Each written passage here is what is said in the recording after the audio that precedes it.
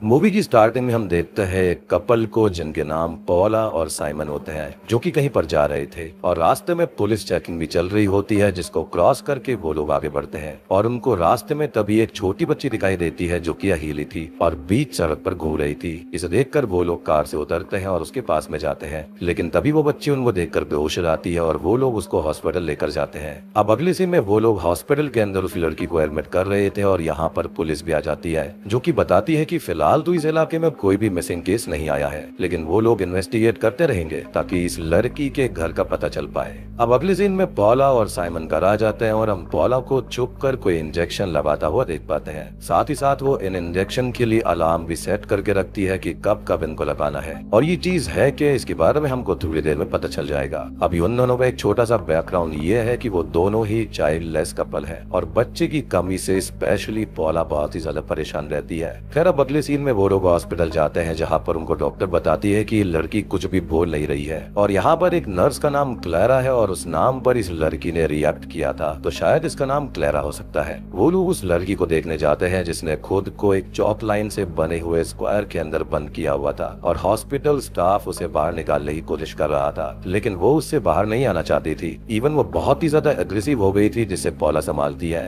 खैर अगले सीन में वो दोनों ही अपने नेबर एडवर्डो के घर पर थे और वहाँ पर वो लोग अपने दोस्तों से उस लड़की के बारे में बातें करते हैं कि उस लड़की के अंदर म्यूटिज्म पाया गया है और वो काफी ज्यादा बीमार है। साथ ही साथ उसकी किडनीज अच्छे से फंक्शन नहीं कर रही है और इसलिए उसके पेरेंट्स को ढूंढना बहुत ही ज्यादा जरूरी है, क्योंकि ये चीजें जेनेटिक हो सकती है। लेकिन ऐसा सब कैसे है और क्यों है, और साथ ही साथ उस पर कोई अब्यूज नहीं हुआ था। खैर अगले दिन वो दोनों हॉस्पिटल जाते हैं, जहाँ पर डॉक्टर बताती है कि फाइनली क्लैरा हील हो रही है, उसकी किडनीज ठीक हो रही है, लेकिन वो खुद को चॉक लाइन के अंदर ही रखती है जैसे ये कोई प्रोटेक्शन हो, और उसके बाहर जाने पर वो किसी वॉइड में गिर जाएगी ऐसा वो समझती है। और वो बीच बीच में काफी अग्रेसिव भी हो रही थी, तो उसे बांध कर रखना पड़ रहा था।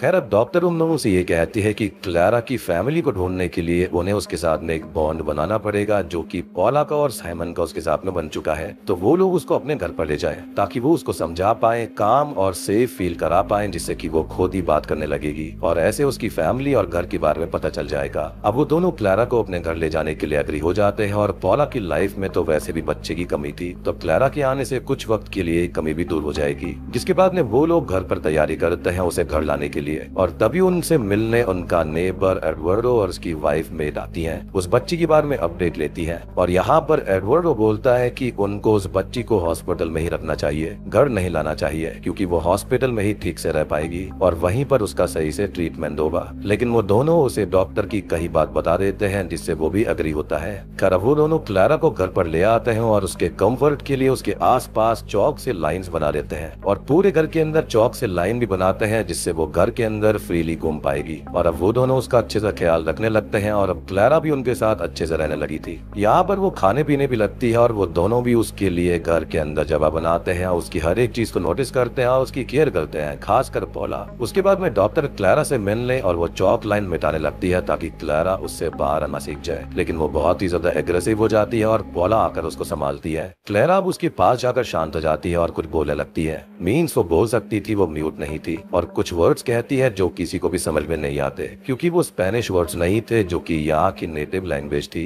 डॉक्टर थोड़ी बहुत बात करके वहाँ से चली जाती है और शाम को सभी फ्रेंड्स उसके घर पर मिलते हैं, जहाँ पर पॉला बताती है कि क्लैरा बोल सकती है और वो धीरे धीरे कॉन्फिडेंस गेन भी कर रही है, जिसके बाद वो क्लियरली चीजें बोल पाएगी, अपने बारे में बता पाएगी। साथ ही साथ उसने अपनी माँ का जिक्र तो किया था जिसके साथ वो रहती होगी, लेकिन अपने फादर के बारे में उसे कुछ नहीं बताया। जिसके बाद में उसकी एक फ्रेंड उससे मिलने उसके घर पर आई हुई थी, जो कि प्रेग्नेंट होती है, और वो लोग ब्रेकफास्ट कर रही होती है, जहाँ पर वो अपनी ब्रेड पर जैम लाकर खाती है और कुछ ही सेकंड्स में उसके गले में ग्लास का टुकड़ा फंस जाता है, जिससे उसको बहुत ही ज्यादा तकलीफ होती है और उसे अर्जेंटली हॉस्पिटल लेकर जाया जाता है, हालांकि वो खतरे से बाहर थी। अब जब पॉला घर आती है तो साइमन उसको बताता है कि कांच के टुकड़े उस जैम के अंदर थे और उसे लग रहा था कि ये काम क्लैरा का है, जो कि शायद ईविल हो सकती है और लोगों को हर्ट करना चाहती है। लेकिन पॉला ये बात नहीं मानती, हालांकि उसके पास भी ये जवाब नहीं था कि कांच के टुकड़े जैम के अंदर आए कैसे। खैर अब डॉक्टर भी क्लैरा को चेक करने आती है और साइमन मार्केट से चौक का पैकेट लेकर आया था,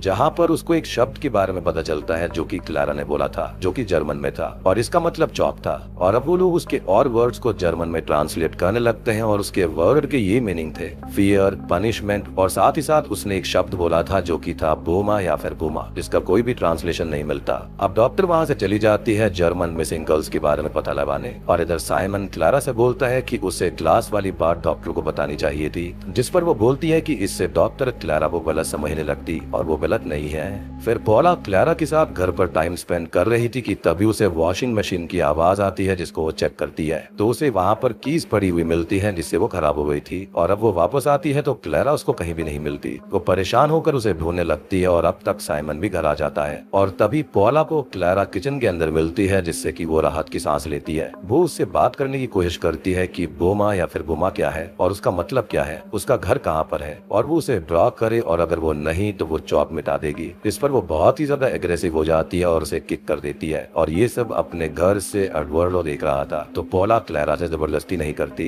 अब अगले सीन में डॉक्टर एक जर्मन ट्रांसलेटर के साथ घर पर आती है, लेकिन उसको भी क्लारा ने कुछ नहीं बताया था, और वो उससे भी कोई बात नहीं करती। लेकिन उसने एक ड्राइंग बनाई थी और ये किसी को भी समझ में नहीं आती कि ये है क्या। लेकिन क्लारा जिस नजर से पॉला को देख रही थी, मानो वो उससे इस जगह को पहचानने की बात बोल रही थी, लेकिन वो ऐसा नहीं कर पाती, तो वो उस पर गुस्सा हो जाती है। अब डॉक्टर को क्लास वाली बात पता चल गई थी, साथ ही साथ किक वाली बात भी, तो अब वो क्लारा को यहाँ से ले जाने के लिए तैयार करवाने लगती है। लेकिन पॉला उन्हें ऐसा ना करने के लिए बोलती है, लेकिन वो नहीं मानती, और साथ ही साथ साइमन भी अब उस लड़की को गलत समझ रहा था। खैर अगले सीन में पॉला कुछ काम कर रही थी और उसे बोमा का ट्रांसलेशन मिल जाता है, जो कि था बुकी मैन, और अब उसकी ड्रिंक के अंदर भी कांच का टुकड़ा था, तो वो उसे निकालने वॉशरूम जाती है। और जब वापस आती है तो क्लारा घर पर नहीं थी, जिसे वो ढूंढने लगती है, लेकिन इस बार वो सच में ही कहीं चली गई थी। वो लोग पुलिस को इन्फॉर्म करते हैं, और थोड़ी बहुत छानबीन के बाद उन्हें उसकी जैकेट स्वैम्प के पास मिलती है, और वो लोग उसको ढूंढ ही रहे थे, और हो सकता है कि वो डूब गई हो। लेकिन पॉला का ये बोलना था कि वो अकेली घर से कहीं जा ही नहीं सकती, एज वो चौक लाइन क्रॉस ही नहीं कर सकती थी।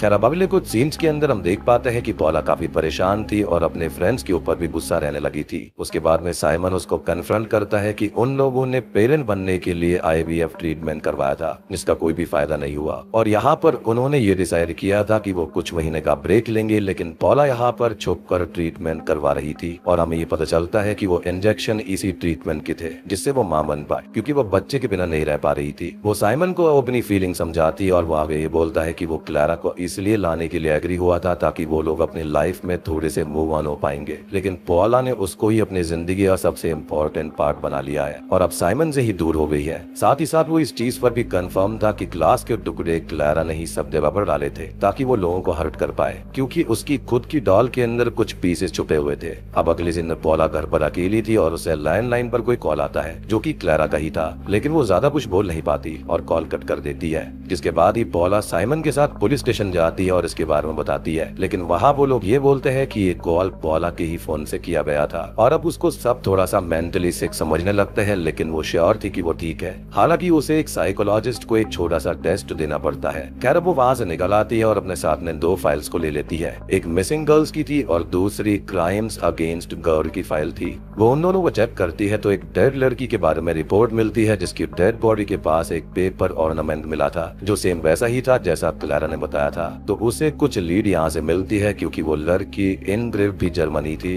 अब वो उस लड़की की ऑटोप्सी करने वाले डॉक्टर से मिलने जाती है, जो कि उसको बताती है कि इस लड़की की नेक और बॉडी पर सेक्सुअल असॉल्ट के मार्क्स थे, और उसे बहुत ही बेरहमी से टॉर्चर किया जाता था, और जब उसे मारा गया तो उसकी बॉडी के इंटरनल पार्ट्स और किडनीज तक खराब हो गई थी। मींस मरने से पहले उसने एक्सट्रीमली सफर किया था, और उसकी एक आंख थोड़ी कमजोर भी थी शुरुआत से ही। अब इस आंख की कमजोरी वाली बात से पॉला को एक और लीड मिलती है, क्योंकि एक ऐसी ही जर्मन लड़की लगभग 10 से 11 साल पहले, यानी कि 2011 में जब वो 12 साल की थी, तब गायब हुई थी। पॉला अब उसके बारे में और पता करती है और उसके पेरेंट्स के इंटरव्यू भी देखती है, जिन्हें खुद अब्यूज का सस्पेक्ट माना गया था, और वो लड़की कभी मिली ही नहीं थी, जो हमें पता चल गया था कि इतने सालों बाद मारी गई। लेकिन कैसे और कहां, ये आगे पता चल जाएगा। और उसकी मदर ने इंटरव्यू के अंदर ये बताया था कि वो उन पेपर ऑर्नामेंट्स को एक गार्डियन एंजल की तरह देखती थी और उन्हें बनाती रहती थी, और वो उनकी एक लौती बेटी थी। अब पॉला अपने घर आती है और क्लारा की बनाई हुई ड्राइंग्स को देखती है, और अपने घर से बाहर अपने नेबर एडवर्डो के घर को देखती है, और अब उसे समझ आता है कि ये ड्राइंग असल में वही घर था जो कि क्लारा ने बनाया था, और वो इसे सब कुछ समझ जाती है कि क्लारा की मिसिंग में उसका ही हाथ है, और वो पुलिस को कॉल करके ये बात बता देती है, और वो अब उसके घर पर जाती है किसी बहाने से चेक करने के लिए। और दोस्तों अब यहाँ पर खुलते हैं इस मूवी के असली पत्ते, और हम एक फ्लैशबैक देखते हैं।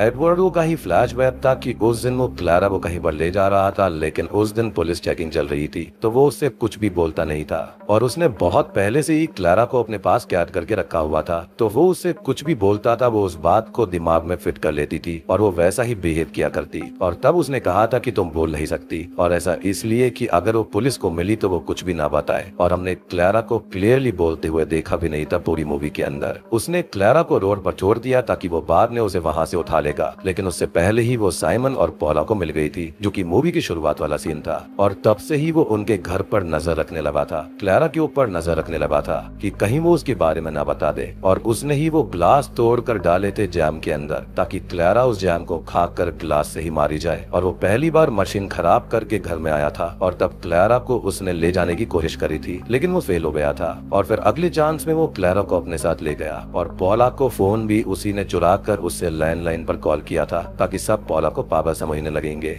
और यहाँ पर बूगीमैन कोई और नहीं बल्कि यही था।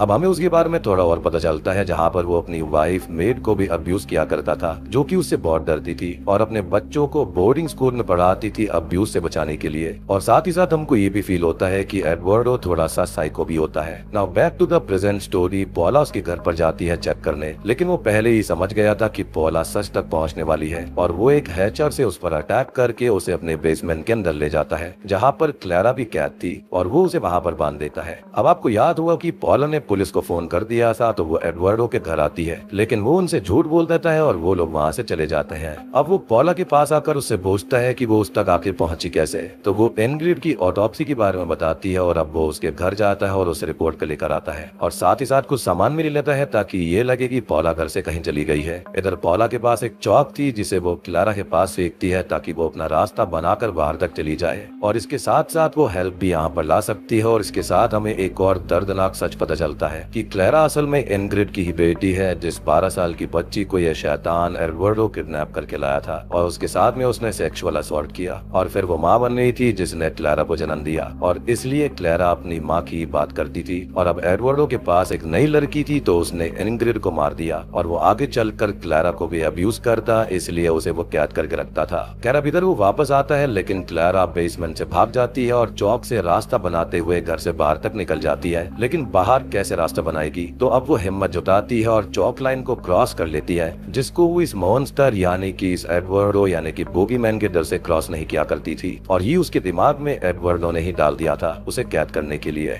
यानी कि आप देख रहे हो किसी को मेंटल अब्यूज करने की ताकत किस हद तक हो सकती है। मात्र एक चौक लाइन से वो बच्ची बाहर नहीं जाया करती थी। खैर अब वो साइमन को बुलाने लगती है, लेकिन तभी वहाँ पर एडवर्डो की वाइफ मेड आ जाती है, जो कि उसको देखकर ये पूछते हैं कि वो यहाँ पर क्या कर रही है। और जैसे ही हम ये सोचते हैं कि क्लारा अब सेफ है, तो एक और शॉकिंग फैक्टर रिवील होता है कि वो उसको अंदर वापस ले जाती है, क्योंकि उसको अपने पति की हरकतों के बारे में सब पता था। अब ऑलरेडी वो उससे डील करती है कि वो अपने बच्चों से मिलने जाएगी और अब उस पर कोई भी रोक टोक नहीं होना चाहिए। लाइक वो अपने पति को काइंड ऑफ ब्लैकमेल कर रही थी। खैर अब वो दोनों ब्रेकफास्ट करने बैठे ही थे, लेकिन तब तक पुलिस की यूनिट वहाँ पर घर के अंदर ब्रेक इन कर देती है और उन दोनों को पकड़कर ये पूछते हैं कि क्लारा और पॉला कहाँ पर है, और ये सब उनको पता कैसे चला था। तो यहाँ पर साइमन और पुलिस ने क्लारा के चौक वाले हैंड प्रिंट्स को एडवर्डो के मेन डोर के ऊपर देख लिया था और वो सारी कहानी समझ गए थे कि यहाँ पर वो झूठ बोल रहा था। अब मूवी के एंडिंग सीन में क्लारा और पॉला वीडियो कॉल पर बात कर रही थी, जहाँ पर क्लारा बिल्कुल ठीक है, बोल सकती है और डरी हुई नहीं थी, और अपनी ग्रैंड मदर के पास में वो है जिन्होंने अपनी बेटी को खोया था, यानी कि इनग्रिड को। और पॉला भी अब प्रेग्नेंट हो जाती है, जो कि साइमन के साथ में अब हैप्पी लाइफ को स्पेंड कर रही है।